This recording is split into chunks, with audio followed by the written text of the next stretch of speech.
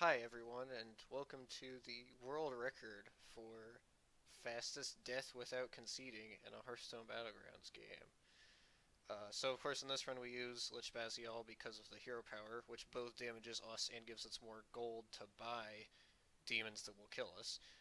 Um, on the first turn here, we're gonna buy the Fiendish Servant.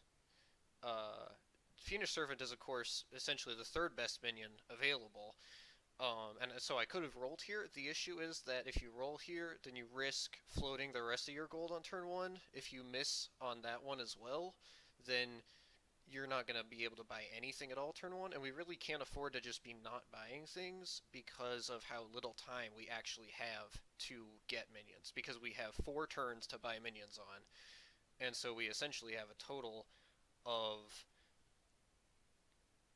22 gold that we can spend plus whatever we get from selling those minions that we've bought, because of course we never want to have minions available playing in the combat, because that would reduce the damage we take. So yeah, the test is going to hit me for 2 there. That's fine. Obviously I'd rather it was more, but 2 is decent.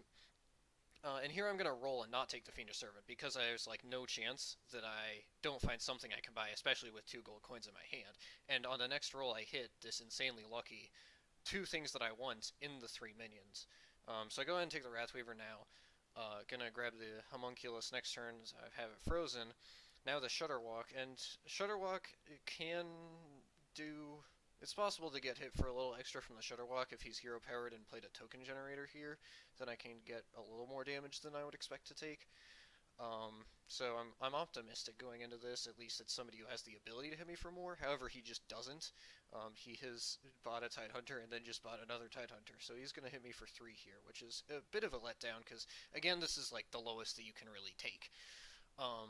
So yeah, at this point, of course, I'm going to hero power again, and as you can see, I had 2 frozen there. Third one happens to be the Wrathweaver. 2 minions in the entire game that I actually want in that situation, and it gives me one of them with only 1 slot open, which was just incredibly lucky. And so at this point, I'm like, okay, this is a pretty good situation. I have essentially, I'm going to be able to do a minimum of 8 damage next turn to myself, plus I'm going to have 11 plus gold to buy and roll between the coins that I have, the 6 that I get, and selling these things. So I should be able to get low enough to die in the combat afterward. But any damage I take here, of course, just helps, because I need to get as low as possible before the next combat. Sadly, Nefarian's only going to hit me for 5, which is essentially like the default. This is just the missed token, tiered, and then bought just a normal tier 2 minion.